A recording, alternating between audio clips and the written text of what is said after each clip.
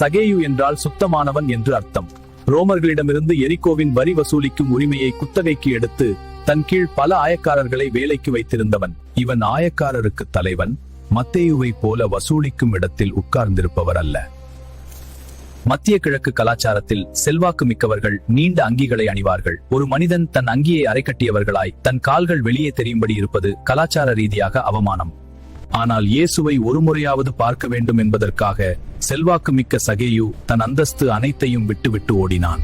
காட்டத்தி அடிமரம் குட்டையாகவும் அதன் கிளைகள் தாழ்வாகவும் அகலமாகவும் இருக்கும். மரம் ஏறுவது அவருடைய ஆவிக்குரிய தாகம் பெரிதாக இருந்தது என்பதை இது காட்டுகிறது.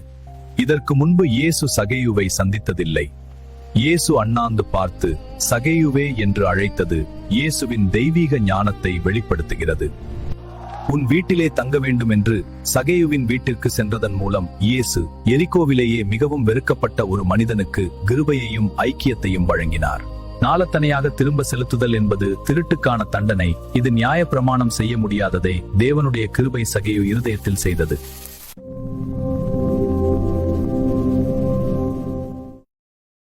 Download ShareChat.